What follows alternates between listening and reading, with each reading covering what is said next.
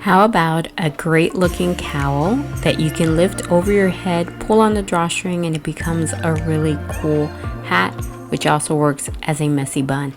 Hey, it's Denise from LoomaHat.com. Let me give you the list of supplies for this project. Personally, I'm going to be using a 50 peg long rectangular loom, but you can use a 41 peg loom if you don't have one, 65 yards of chunky or bulky yarn, hook, scissors, a crochet hook, or a needle. And for those using long looms, you need this peg here on the end because you do need to knit a single rack in a circle.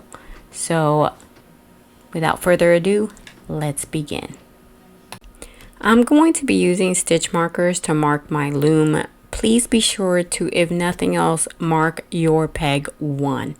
And I'm going to be going towards the right. You can go towards the left. It doesn't matter with this project. It doesn't affect it. And I'll be marking my loom every 5 pegs. If you're using the 41 peg, then you can mark it every 4 because your pattern is a bit different. All right, so I'm going to take my single strand of chunky or bulky, and I'm going to secure it to the anchor peg using a simple knot. You can use a slip knot if you are more comfortable. And then again, the direction really doesn't matter. Just make sure you've marked peg 1, and we're going to wrap every single peg. If you've done a cast on a long loom, you might have done a 2-rack cast on, but we're actually knitting in the round even though we're using this loom, and so we're doing a single rack cast on. Once we're done with wrapping our pegs, we're then ready for a row of knit stitches, and we're going to half wrap the pegs, take the bottom loop over the top, and knit off. That is a U-wrap. We're going to do this U-wrap for all of our pegs, regardless of whether we're doing 41 or 50. Again, you're going to half wrap your peg, take the bottom loop over the top, and knit off. And you need to finish 1 row of these U-wrap knit stitches. Now, I want you guys to notice that my particular loom, which is a loops and thread, has 2 anchor pegs, 1 on each end, which is why I'm stressing the fact that you should mark peg 1, your peg 1, so you can tell the difference when you finish a row. Here's another quick tip for new knitters. Very often you push your loops down before you start knitting, and I just wanted to show you that you have the option to just take your hook and pull the loop down, and then just put the other one on top and knit off. You don't have to push them before that. And while you're knitting, I want to take the time to say thank you to Carol Maple from PromiseLearningATL.com, Elise Bertrand, Penny Pitchard, Kristen Stone, Barbara Ledger, and Mackenzie LeBaron for covering the cost of closed captioning. Thank you, ladies. It's so appreciated. Many hugs and kisses. Once you're done knitting all of your pegs, you're done with that row of U-wrap knit stitches, you are then done with the cast on, and you're ready for rows 1 through 5, where you're going to knit 1 knit stitch and 1 purl stitch in order to create your brim. So knit 1, purl 1 all the way until the end. If you're using the 41 peg round loom, then you end with an extra purl stitch. Alright, let's start working that brim. We're going to start here on peg 1 with a knit stitch. Then that's going to be followed by a purl, knit, purl, knit, and then purl. So you're just going to continue this. Again, we're using the U-wrap version of the knit stitch, so you're going to half wrap your peg, take the bottom over the top, and knit off. That's your first knit stitch. Then you're going to follow by taking the working yarn and putting it under the existing loop. Take your hook from the top and scoop up the loop to create a new one. There's a loop on the peg. You're going to take that loop that's on the peg off, and then put that new loop on the peg and pull to tighten your stitch. That's the pattern, knit, purl. All you're going to do is repeat that again. So once again, you're going to half wrap your peg and knit off for your knit one, and follow that by taking the working yarn, putting it under the existing loop.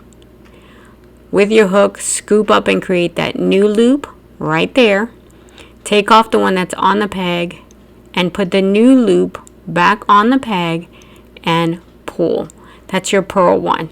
Again, you're repeating this 2-stitch pattern of knit one, purl one, right? Next one goes under the existing loop from the top, scoop up and create a new loop, take the old one off, and then put the new one on and pull, and repeat that until the end.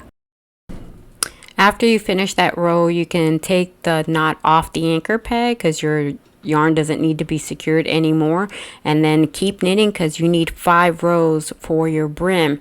Once you're done with those, then you're ready for rows 6 through 10, where you will do an E-wrap 5, purl 5. So now let me show you how to do the E-wrap version of the knit stitch. You're basically going to take the yarn, you're on peg 1, and you're going to completely wrap the peg, and then continue wrap 5 of your pegs completely, and then take the yarn and you're going to hold it with your thumb like this, and the last peg that you wrapped is the first peg that you're going to knit off. You're doing 5 E-wrap knit stitches, so take the bottom loop over the top and knit off. You've wrapped 5, and now you need to knit off 5 for those E-wrap knit stitches. Then you're ready for the 5 purls. So you put the yarn under the loop and scoop up to create the new loop. Take the old one off, put the new one on, and pull, and continue, because remember, you're doing now 5 purls. If you're using the 41 peg round loom, you're doing 4 and 4. 4 E-wrap, 4 purls. Follow the written instruction, okay? Now we're going to follow that with 5 E-wraps. So again, you're going to completely wrap your 5 pegs, and then hold the yarn with your thumb, and the last one you wrap is the first one that you knit off. That holds your yarn. That's why you do that.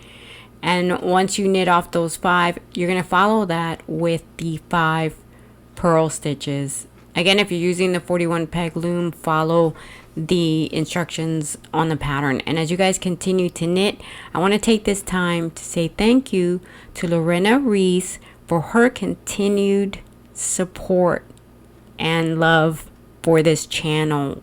I am so thankful. Thank you, Lorena.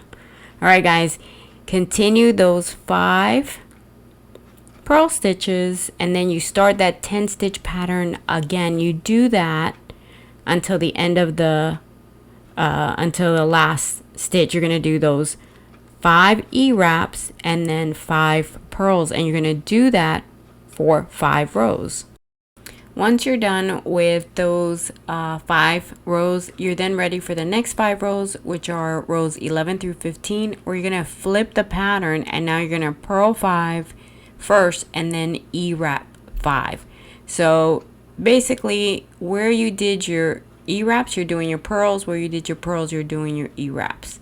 All right, so start with those 5 purls, right? If you're doing the 41 peg loom, you're doing 4 purls and then 4 E-wraps. And because your loom is odd, you're always going to end these rows with an extra purl stitch. So again, it's good to read your pattern because it's a little bit different from this one, which is the 50 peg long loom.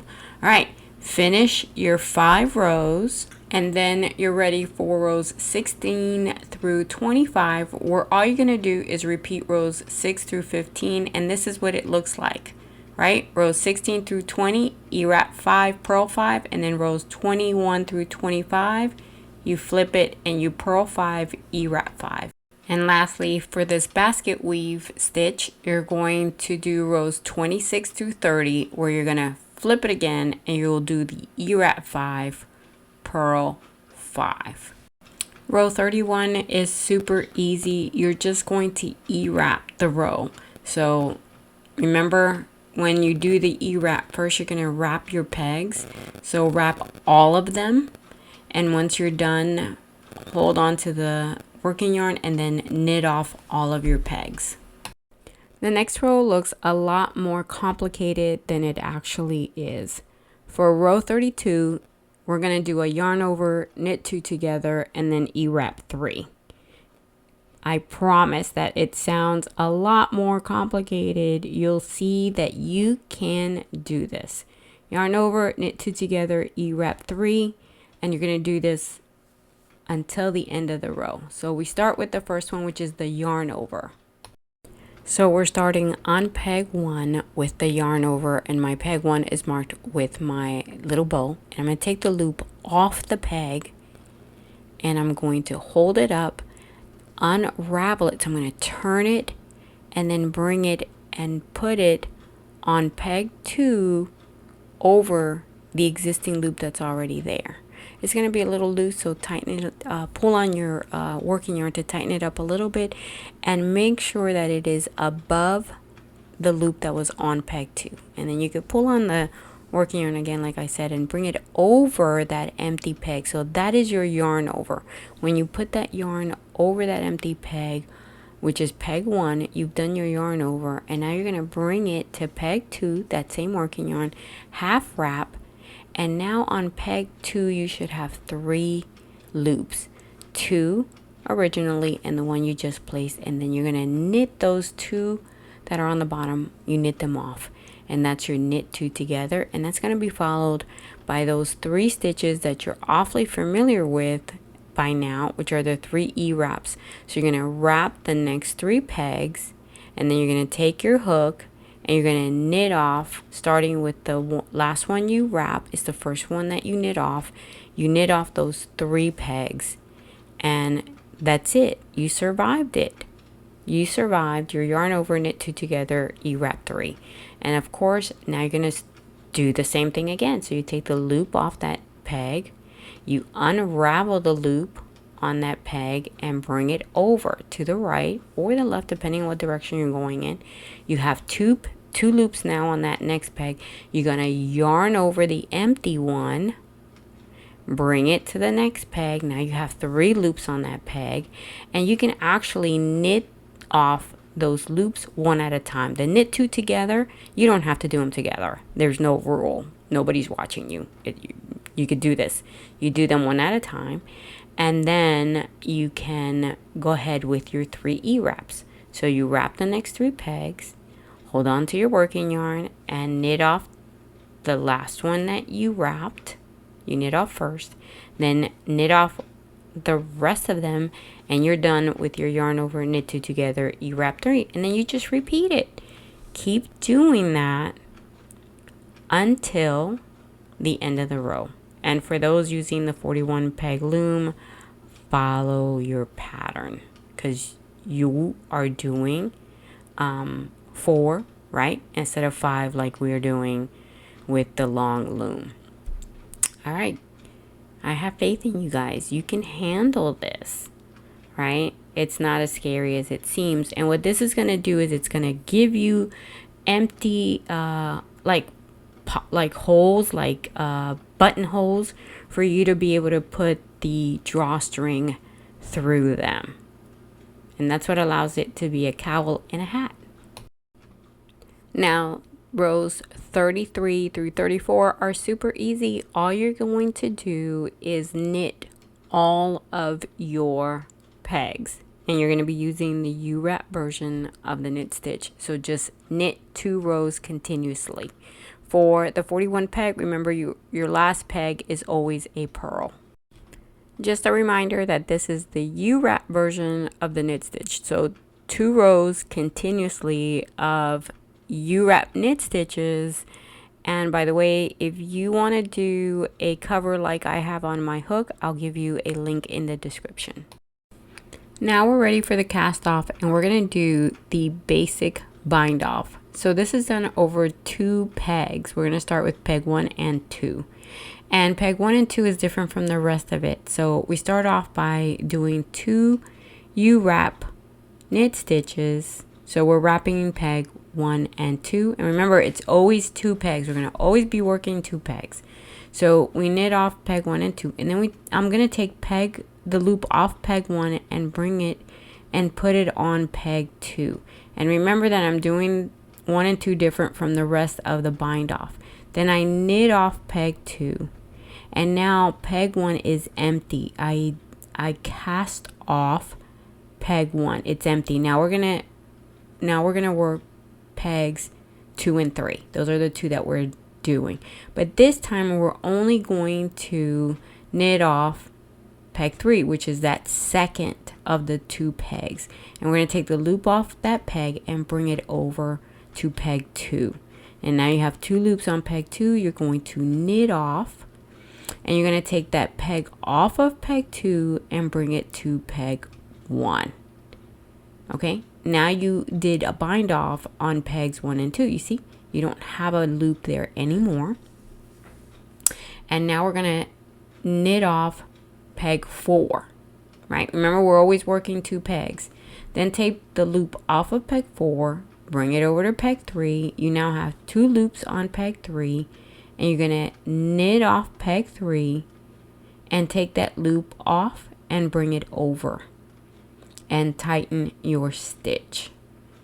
And now you're going to continue to do that. Again, now you have 3 pegs that are empty, and we're going to work the next 2 pegs.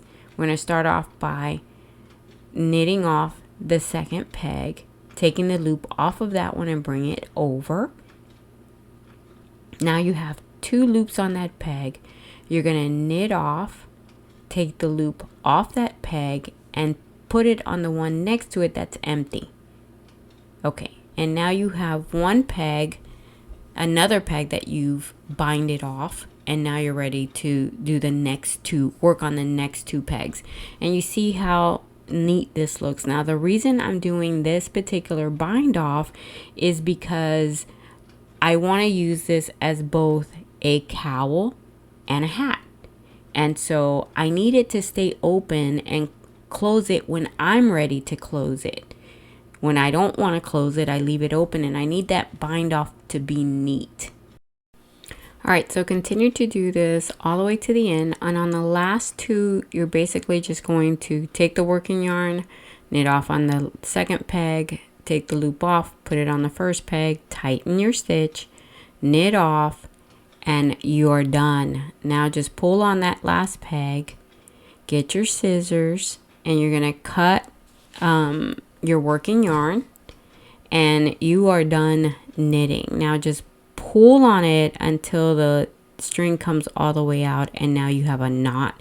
And we're going to weave that in later and fix it. The next thing I want you to do is to pull on your stitches, so you're basically stretching those stitches. This may seem like nothing, but it'll be the wrong size and it'll look wrong if you don't stretch the stitches. So as silly as it looks, you need to do that. And then optional, I'm going to tighten my cast on stitches. They look okay, but they can look better. So I'm just basically gonna pull on them, and I'm not gonna get in depth here. I'll put a link in the description on how I tighten my stitches in another video. Now the key to this is at the end, which is where everyone gets messed up. You have a knot from when you did the cast on. So you want to get rid of that knot without undoing everything. I would tell you that this is worth practicing on a small hat, you know, like a really mini hat. Practicing especially this end here where that knot is, and you want to take the knot out before you can go ahead and pull what's left over of all this leftover yarn after you've tightened the cast on.